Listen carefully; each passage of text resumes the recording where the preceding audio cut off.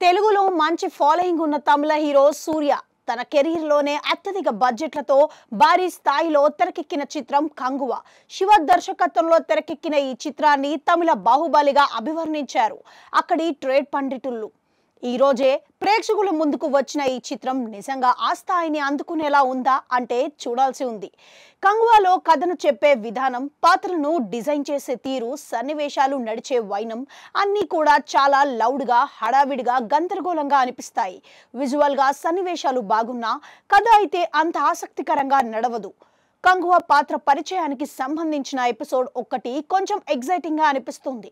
రొమానియో సైన్యం కోసం జరిగిన కుట్రలో భాగంగా కంగువ తెగకు చెందిన 100 మందిని మట్టుబెట్టే ఎపిసోడ్, దానికి హీరో ప్రతీకారం తీర్చుకునే సీన్ కంగువ మీద అంచనాలు పెరుగుతాయి.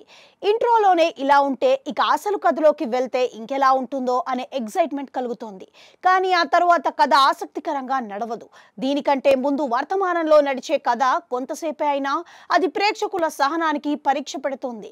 కంగువ ఎంట్రీ తర్వాత ఒకదాని తర్వాత ఒకటి భారీ ఎపిసోడ్లు వస్తుంటాయి, కానీ అవి అంత ఆసక్తి రేకెత్తించవు. విలన్ పాత్రలో మొదట్లో ఇచ్చిన బిల్డప్ కు తర్వాత ఆ పాత్ర సాగే తీరుకు పొంతన ఉండదు. ఇక చిన్న పిల్లాడి చుట్టూ తిరిగే కథను నడిపించాడు, కానీ అది విసిగెత్తించేలా ఉంటుంది.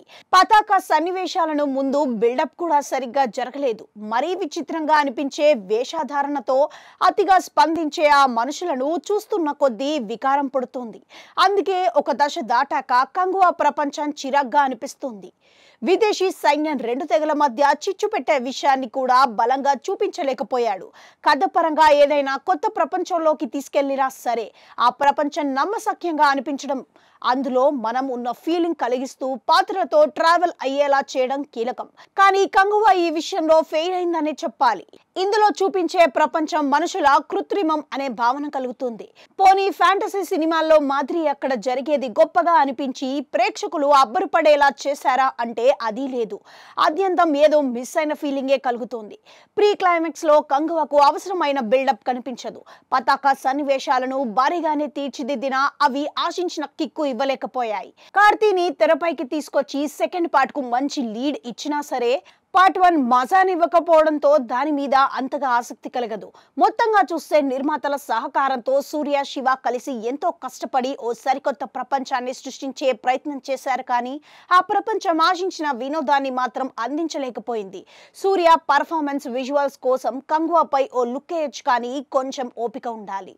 సూర్య ఎలాంటి పర్ఫార్మరో కొత్తగా చెప్పాల్సిన పని లేదు. కంగువ పాత్ర కోసం అతను ప్రాణం పెట్టేశాడు.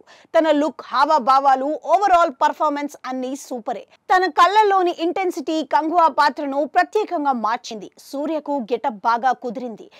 మిగతా ఆర్టిస్టులు తనను మ్యాచ్ చేయలేకపోయారు. బాబీ డియోల్ కు గెటప్ బాగానే కుదిరినా తన పాత్ర తేలిపోవడంతో అనుకున్న ఇంపాక్ట్ రాలేదు. ఇక హీరోయిన్ దిశా పటాని మరోసారి కరివేపాకు టైప్ గా పాత్ర చేసింది. ఒక పాటలో ఆమె గ్లామర్ విందు చేసింది. కమీడియన్లు యోగిబాబు, రెడీ నవ్వులు పంచలేకపోయారు. కార్తీ క్యామియో పాత్రలు కనిపించిన కొన్ని నిమిషాలు అదరగొట్టేశాడు. టెక్నికల్ గా కంగువలో ఉన్నత ప్రమాణాలు కనిపిస్తాయి. దేవిశ్రీ ప్రసాద్ పాటలు మంచి ఊపినిస్తాయి. మన్నింపు పాట అన్నిట్లోని ప్రత్యేకంగా అనిపిస్తోంది. ఆది జ్వాల పాట వినడానికే కాదు, చూడ్డానికి కూడా బాగుంది. నేపథ్య సంగీతం మాత్రం జస్ట్ ఓకే అనిపిస్తోంది.